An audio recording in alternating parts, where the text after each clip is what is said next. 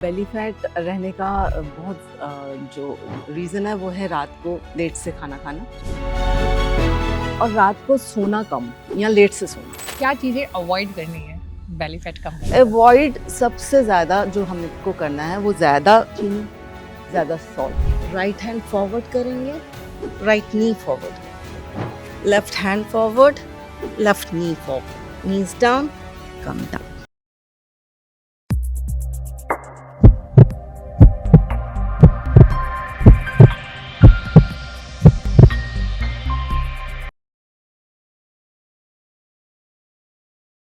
Wait loss हम में से बहुत सारे लोग का कंसर्न होता है। कई बार लाइफस्टाइल में चेंजेस करके, डाइट में कुछ सुधार करके या फिर कुछ एक्सरसाइज करके हम वजन तो घटा लेते हैं, लेकिन असली प्रॉब्लम आती है जबकि बेली फैट वैसा का वैसा ही रह जाता है। बेली फैट मीन्स जो हमारे पेट पर, हमारी कमर पर, जो हमारे पेट के आसपास ये वाला एरिया, इस पर जो मोटापा आता है उसकी बात करते हैं। बेली फैट ना सिर्फ आपको दिखने में, आपकी जो पर्सनालिटी है उसको ख़राब करता है, ये बहुत सारी बीमारियों की भी वजह बनता है। लेकिन आज का जो हमारा ये सेशन है, इसमें हम जानेंगे कि कैसे आप बेली फैट को छूमंतर कर सकते हैं, वो भी योग के सिर्फ और सिर्फ कुछ पोस्चर्स के थ्रू। तो आज हमारे साथ हैं योग एक्सपर्ट मोनिका कपूर। मोनिका जी, बहुत बहुत स्वागत है आपका। नमस्ते जी। मोनिका जी, बेली फैट जो है एक बहुत बड़ा कंसर्न है। जैसे कि मैंने कहा शुरुआत में, आपके पास बहुत सारे लोग आते होंगे, कहते हो कि बाकी तो वेट घटा लिया लेकिन पेट पर फैट रह गया। फैट रह तो गया। क्या वजह है ऐसे, क्यों रह जाता है ऐसा? एक तो बेली फैट रहने का बहुत जो रीज़न है वो है रात को लेट से खाना खाना और रात को सोना कम या लेट से सोना। ओके। ये बहुत ज़्यादा प्रॉब्लम है। उससे उससे क्या होता है कि कार्टिसोल लेवल आपका बढ़ जाता है, स्ट्रेस हार्मोन। स्ट्रेस और हार्मोन बढ़ जाते हैं आपके, और नेक्स्ट डे आपको भूख थोड़ी ज़्यादा लगती है।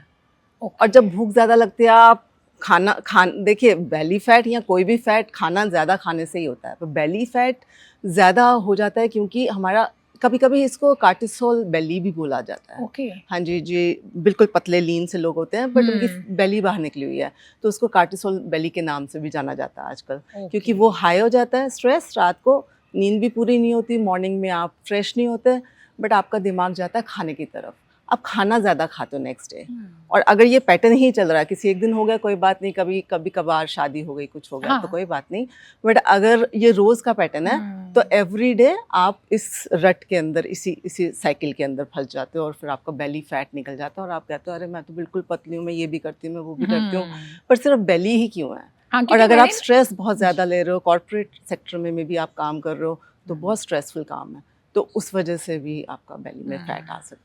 बिल्कुल, क्योंकि आप जो कह रही हैं बिल्कुल सही बात है। बहुत सारे लोग कहते हैं कि वेट लॉस तो कर लिया या फिर नहीं भी, वेट बढ़ा नहीं कहीं पे, लेकिन बेली पे फैट जमा हो गया। और वो देखने में तो फिर आप देखते हैं कि थोड़ा सा अजीब लगता है, लोगों को लगता है कि वो उस तरह से अपनी पसंद के कपड़े नहीं पहन पा रहे हैं, उतने स्मार्ट नहीं या दिख रहे फिर हैं। बहुत लॉन्ग टाइम तक आपको बैठने का जॉब है और आप बीच में उठ ही नहीं रहे हो, बिल्कुल मूव नहीं कर रहे बॉडी को, तब भी आपका फैट सारा जमा होकर बेली पे आ जाता है। राइट। या फिर ओल्डर लेडीज थोड़ी सी 40+ जब हो जाती हैं तो कुछ हार्मोनल इम्बैलेंसेस होते हैं, उसकी वजह से अगर वो सब कुछ भी ठीक कर रहे हैं तो भी बेली पे फैट आ जाता है, बिकॉज हार्मोन्स थोड़े शिफ्ट हो रहे होते हैं।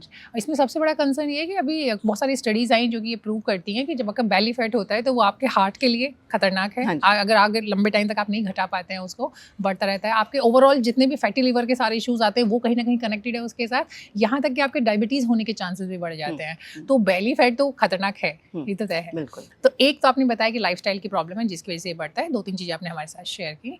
अब बढ़ गया लेकिन घटाएंगे कैसे, तो कुछ पोस्चर्स हम आपसे जानना चाहेंगे, लेकिन पहले लाइफस्टाइल में अगर कुछ चेंजेस कर पाएँ, कुछ डाइट की एडवाइस आप हमें दे पाएँ तो बेहतर रहेगा। बेली फैट के लिए सबसे पहले तो आपको 2 टेस्ट कराने बहुत ज़रूरी हैं। एक तो डायबिटीज़ कहीं अगर आपकी है तो डायबिटीज़ बॉडी अगर आप देखोगे तो आप देखोगे कि ये जो मिडल सेक्शन होता है वो हेवी होता जाता है और लोअर बॉडी आपकी पतली होती जाती है। तो ये एक फर्स्ट साइन होता है।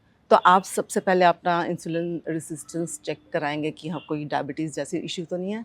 और एक बड़ा इंपॉर्टेंट टेस्ट है वो है लीवर फंक्शन टेस्ट। अगर आपका लीवर भी अच्छे से काम नहीं कर रहा है या मे बी फैटी लीवर हो चुका है, फैटी लीवर का भी मतलब क्या होता है कि पहले जब फैट एक्यूमुलेट होना शुरू होता है तो वो फिर इंटरनल बॉडी ऑर्गन्स के ऊपर भी एक्यूमुलेट होना शुरू होता है, जैसे लीवर के ऊपर हो जाता है। तो बहुत बड़ा रीज़न होता है कि मे बी कहीं आपका लीवर फंक्शन टेस्ट अच्छा ना हो, तो ये 2 टेस्ट ज़रूर कराएंगे। और एक थायराइड भी आप करा सकते हो, क्योंकि थायराइड भी काफ़ी ज़्यादा लिंक होता है इस चीज़ से। बट अगर ये सब टेस्ट ठीक है आपके और ये सब लाइफस्टाइल से ही लेना देना है इसका, तो सबसे पहले तो हम सोने की कोशिश करेंगे, मैक्सिमम रात को 11 बजे तक हम सो जाएंगे, अंधेरा करके बिल्कुल, ताकि आपका स्ट्रेस इतना बढ़े ना कि आपको नेक्स्ट डे आपका कंफर्टेबली आप मॉर्निंग में उठ पाओ, आप डे के साथ चल पाओ, सन के साथ चल पाओ।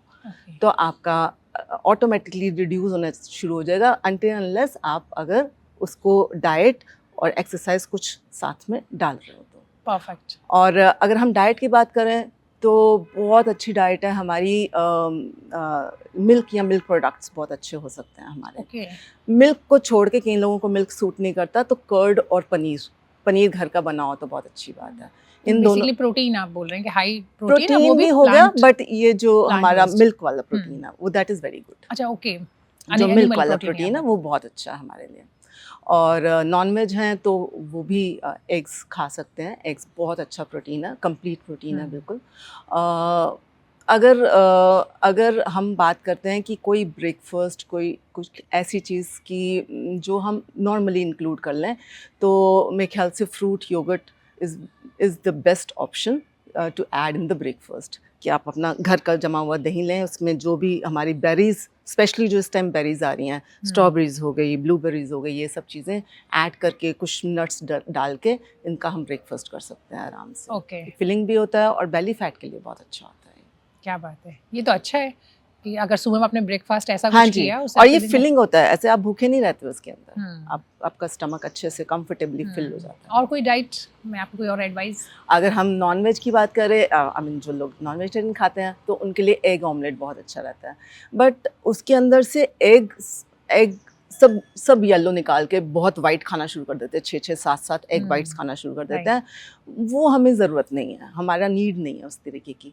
तो हमको एक येलो खाना इज़ वेरी इंपॉर्टेंट, क्योंकि egg is a full protein, और एग येलो के अंदर ही हमारे सारे विटामिन एंड मिनरल्स होते हैं, और vitamin E and vitamin D also. तो विटामिन डी की तो डेफिशिएंसी सभी के अंदर हो रही है, तो वो अच्छे से सब्जियां डाल के, जैसे अब आजकल मशरूम्स आ रहे हैं, अब रेड येलो पेपर्स आ रही हैं, bell peppers, but green peppers से थोड़ा परहेज़ करेंगे।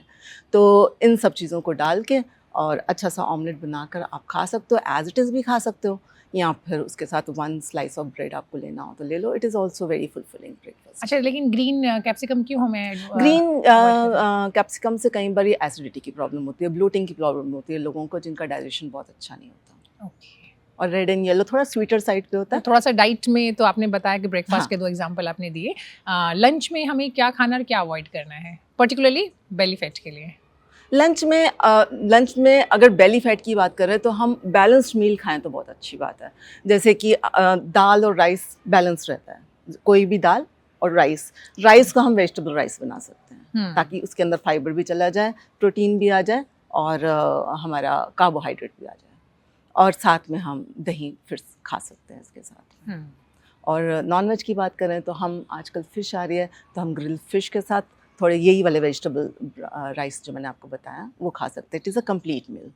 तो आप इन दोनों ऑप्शन को डाल सकते हो, वेजिटेरियन और नॉन वेजिटेरियन में। ठीक है, क्या चीज़ें अवॉइड करनी है बेली फैट कम करने? अवॉइड सबसे ज़्यादा जो हमको करना है वो ज़्यादा चीनी, ज़्यादा शुगर, ज़्यादा सॉल्ट, सबको पता है। जो भी मार्केट में बेवरेज मिल रहा है जो कि स्वीट है, चाहे उसको शुगर फ्री बोल रहे हैं चाहे कुछ भी बोल रहे हैं, बेवरेज नहीं पियेंगे हम। प्रोसेस फूड, जो भी चीज़ जिसकी शेल्फ लाइफ बहुत ज़्यादा है, जिसको आप 3-4 महीने बाद भी कंज्यूम कर सकते हो, उसको नहीं खाना है हमको। और अवॉइड हमको करनी बेकरी की चीज़ें सारी, जितनी भी बेकरी में चीज़ें आ रही हैं सब अवॉइड करनी है, चाहे वो केक हो, चाहे वो बिस्किट्स हो, ब्रेड हो। देयर आर प्लेंटी ऑफ चीज़ें अभी आजकल, ज़्यादातर लोग बेकरी ही खाना पसंद कर रहे हैं, तो बेकरी की चीज़ों से परहेज़ करना है, क्योंकि वो भी प्रोसेस्ड ही है, और जिनका शेल्फ लाइफ मैंने आपको बताया लॉन्गर हो, वो भी नहीं खाएंगे। इन 3-4 चीज़ों को भी अवॉइड कर देंगे तो भी बेली फैट में बहुत फ़र्क पड़ जाएगा। परफेक्ट। डाइट चेंज कर लिया राइट और जो भी आपने बताया कि कुछ चीज़ें अवॉइड की, कुछ हमने ऐड की, अब बारी आती है एक्सरसाइज की।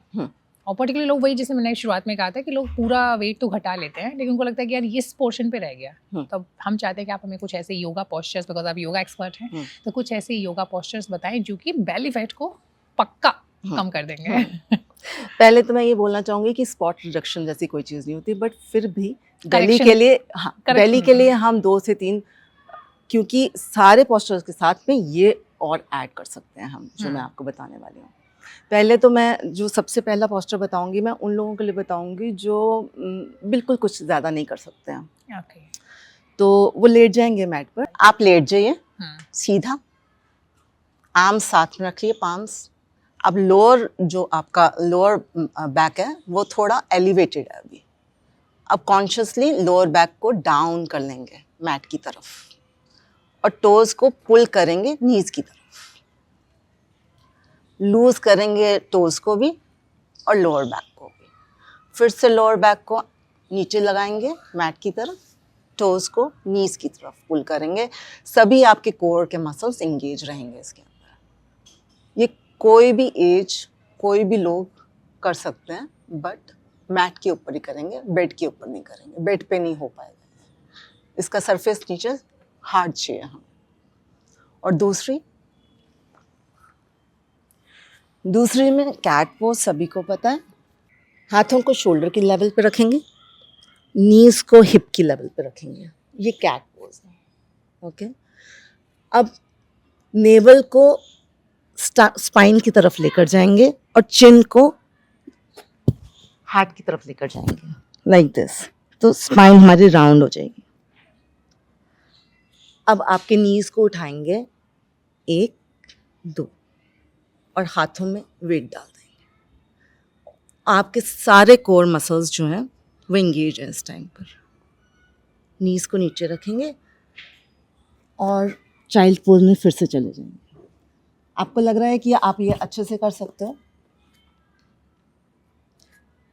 स्टमक अंदर, चिन चेस्ट के पास, टोज को टक, दोनों नीज को सिर्फ 1 इंच उठाएंगे, वेट हाथों पे डाल देंगे। एंगेज, आपका कोर एंगेज है। Knees down and now come down. अगर एक ये पोस्चर भी आप 10 बार करते हो तो आपका पोस्चर बिल्कुल, आपका स्टमक बिल्कुल टोन होना शुरू हो जाएगा। और अगर ये भी कर रहे हैं तो हम इसमें चलना शुरू कर सकते हैं। वो थोड़ा सा एंगेजिंग होता है और एंगेज होता है।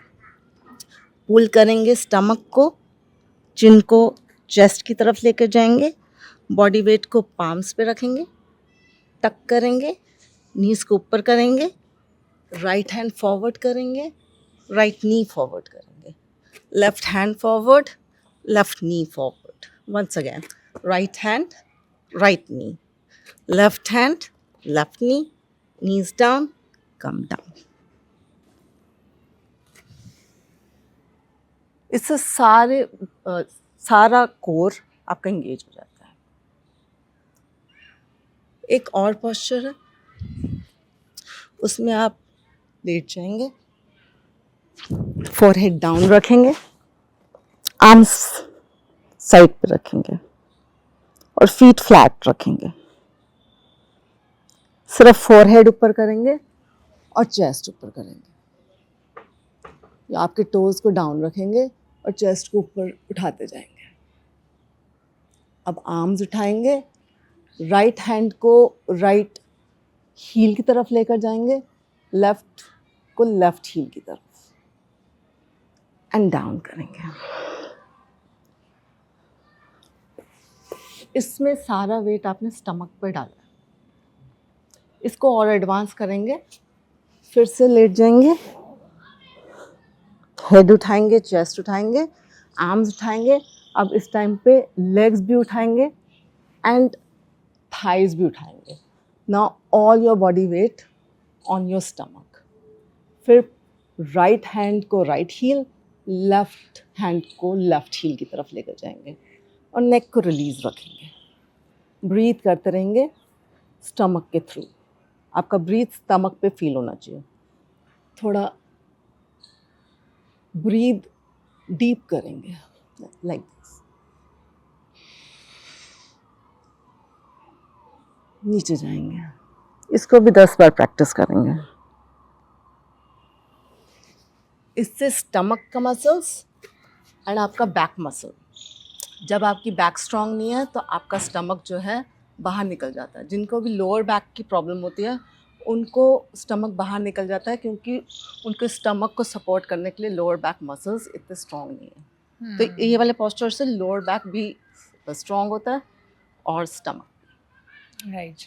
तो ये 3 पोस्चर आप अपने सारे रूटीन के अंदर ऐड कर सकते हैं। और बाकी कौन कौन से जो नॉर्मल योगा करते हैं उसमें से भी कोई खास जो आम, तो ये तो थोड़े डिफरेंट थे, इस पे नॉर्मल हाँ हमने जी, देखा नहीं है। सूर्य नमस्कार तो है ही हमारा, बट सूर्य नमस्कार के अंदर भी जब हम करते हैं तो वो एक वार्म अप हो गया आपका। जब आप वार्म अप कर लेते हो उसके बाद इनको 10 बार करेंगे, then again you can do Surya Namaskar and again into the Shavasana, relax कर लेंगे। और कटी चक्रासन भी कहते हैं कि that is also effective for this strengthening of this part, और वो उसको भी ऐड कर सकते हैं।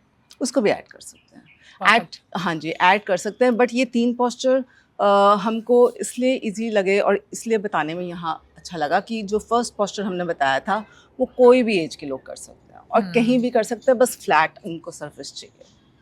और दूसरा हमें बताया कि कैट पोज सबके लिए इजी है, सबको पता है कैट एंड कॉ कैसे करते हैं। उसके अंदर एक वेरिएशन है जो देखने में बहुत इजी लग रही होगी शायद, बट इतनी इजी वो है नहीं।